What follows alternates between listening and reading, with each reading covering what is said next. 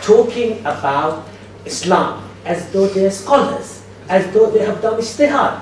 You know, if I start talking about medicine, people say, Shabir, you're stupid. How can you talk about medicine? You haven't studied medicine. So these guys said, Islam says this, Islam says that, this is Islam. How dare do they? And then they claim that they are friends of Islam. So first thing, anyone, as soon as if it comes out of the mouth of any of the politicians in Europe and America about Islam, should be discarded in the bin where it deserves. Because they do not have the Thank you. Yes. Just to say that it seems that all the religions in the world had a problem with men's dirty eyes, because there is a thing about modesty in all religions. One of the things that worries me is that while the other religions have tried to move... Yeah, you had dirty eyes. Every religion... No offense, but the prophets were men. The prophets were men. God was a man. So he wrote down, keep my eyes from looking at you. God was a man. So they say, you know, man. Okay, thank you. So all the religions had modesty written in, but they moved away from it. If you look, for example, in this country, 30 years ago, the only people you saw with niqab were the Saudis and the Gulf Arabs. So I'd like to just back up the point that Garda Karami made about the fact that it is, in the last 30 years, Egypt, Afghanistan, these countries that you rarely saw hijab in, everyone's turning to hijab. It is a political backlash against the perceived attack. So it's become almost like a mark you wear on your arm to say, I am different from you. Yeah. Thank you. Thank you. The lady here, and then I'll come back to you. Me? Yeah. Okay. My name is Tahira Ladak. I actually am coming from this in a different way from everybody else. Although I've got a scarf around my head, I don't observe hijab. I do it because I think it's respectful. I come from East Africa, I was born there, I'm Muslim Shia, anyway, that's my background. And I'm a lawyer, and I come across a lot of issues around hijab when people are giving evidence. I'm going to be very short.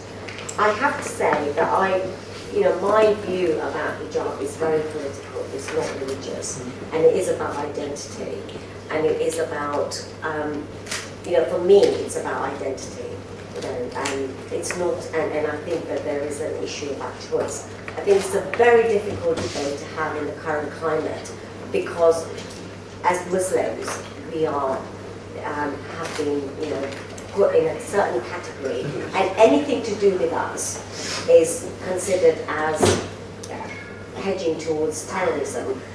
Even coming here today, I found myself feeling quite vulnerable because what we were coming here for today in terms of security. And I think that that is the Western current climate that we're facing. And this is a very difficult debate to have with our brothers and sisters, because the things that we would like to say as women about hijab is very difficult, because it's now become political. As in the politics of it, I completely condemn what Francis said about hijab. I think hijab is a choice of dress, just as it is a choice of dress for anybody else. Those of us who don't wear it, then that's our choice. Thank you. I've got to move on at the back. So yes. I just want to emphasize the fact that it's cultural, and I agree with the lady there, because 30 years ago I grew up in an Arab country. There was no hijab. It's a political project. Women in agricultural societies, which has been throughout the history of Islam, has never actually observed strict dress. You could walk in the fields and you could see women wearing all kinds of dress doing their work. And there was nobody asking them to cover themselves. It's a political project, there's no question about it. It's about identity as well, and the backlash. The fact that Western women are, because they don't wear hijab, are degraded, and I don't agree with that. It's the media which operates within certain ways which appear to actually degrade all the Western women. I think it's an insult to the Western civilization and notions of liberty and democracy, which... Thank you, sir. And sister over there. Yes. I just had a genuine question. I don't have many comments. I actually want to know the panelists views on how they would suggest we can all move forward as British Muslims and avoid situations that have happened, say, in France. And I just like the panelists' view on that. They'll answer at the end, because I just want to get one or two more. The gentleman at the back here, yes.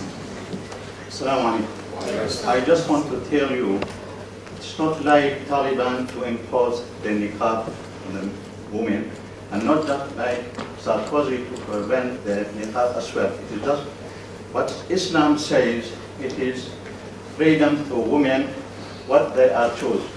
And the problem, I think, it is not because some group extremists in Muslim world and in other side as well. The extreme group in both sides, in Muslim country and in another country. And we have to show a good picture from Islam.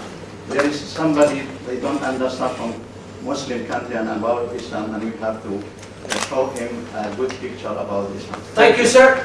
One very, there's a lady there as well. One very short comment, yeah. Quickly, reading from a political history of Europe, once a subject is put into the public opinion, it's going to be time that this subject is going to be implemented. This is on one hand. On the other hand, what we should concentrate on is that the fragile land of the Muslims, different ideologies that is creating that problem. That's going to be the cause of it. But I believe that the West are moving toward this banning niqab, whether we like it or not. Thank you. The lady at the back, yes. Not one with the hijab. Later, yes, please. Okay, both of you. Go on. Yes, please. I have 3 points only to say. No. Only 3. First, thanking Yvonne. Thank you for that. I'm just always working with community, promoting cultural diversity and national cohesion. And this contradiction, what is going on now in this debate. Okay, thank you. And I have 3 points. Okay, please quickly, because I really don't have time. I've got 3 minutes and I've got 4 speakers. Haven't we got anything important than niqab? Because niqab is just a small issue. Thank you. It's important. That's why there's so many people here. Yes. Okay. I think Yvonne made a strong and logical argument, which I thoroughly appreciate, although I prefer others, of course. My experience with a lady wearing niqab in my work environment was very unusual, because I felt a sense of threat. Somehow I felt she might be judging me. I'm a Muslim, I'm not even a hijab wearer. So I felt a sense of threat somehow. Then followed by a sense of, I felt a little uncomfortable on how to deal with the lady. I'm not familiar with the etiquette on, do I shake her hand?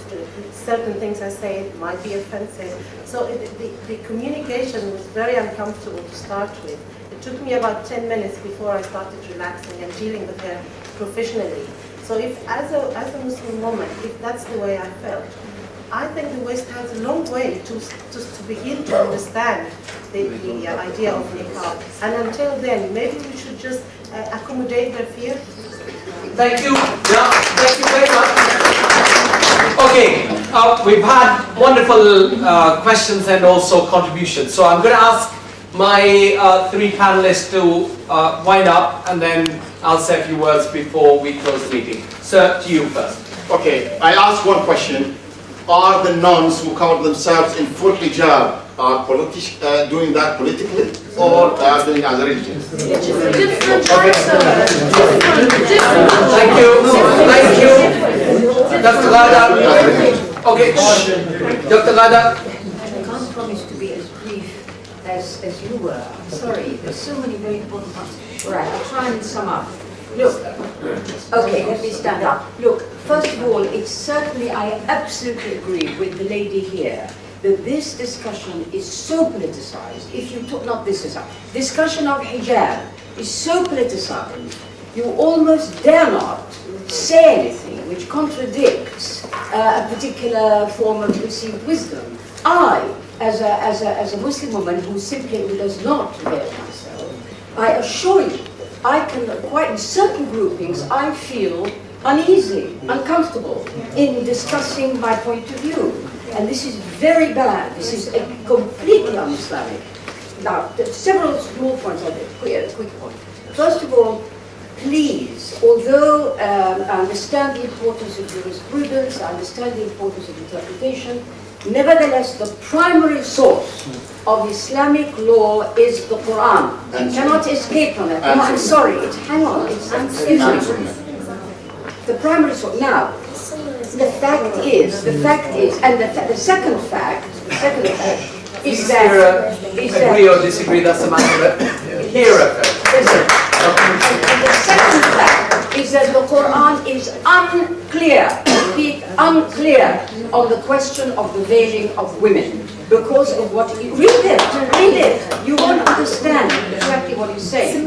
One question, of course, one could ask the Almighty, if only we could meet him, is to say, why don't you spell it out? Then we won't have this discussion. And when our Sheikh says the details of the prayer are worked out later, of course you're right. But this is not a detail, there's a principle here. The principle in the Quran is modesty. Now these details have been added to later. Of course, I repeat what I said, and I think this questioner here was trying to say the same thing.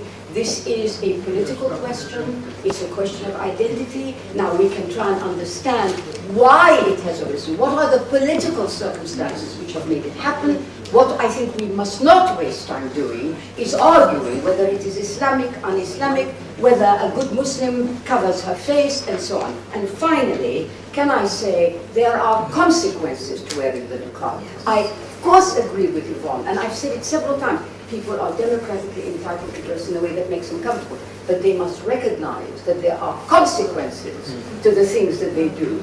Wearing a niqab comes across as threatening, as alien, and as frankly ugly. And this, this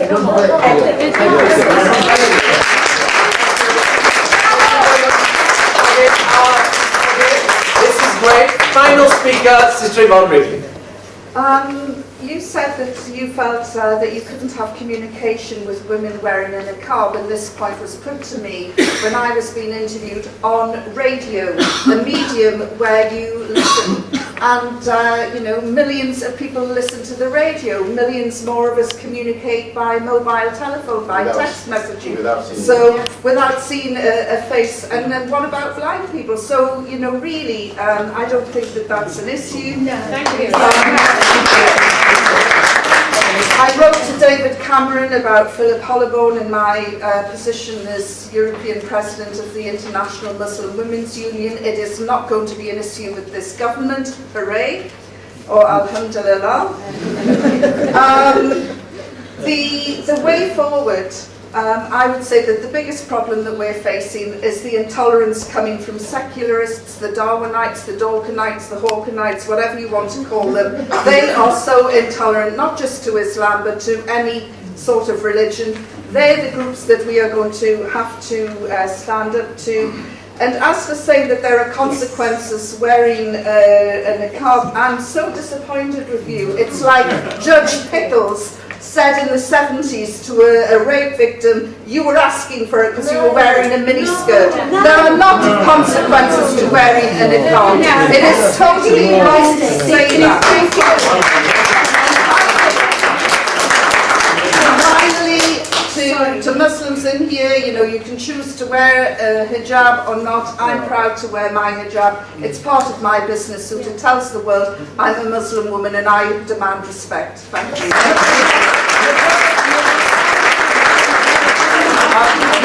Excuse me, sir. Bismillah ar-Rahman ar-Rahim.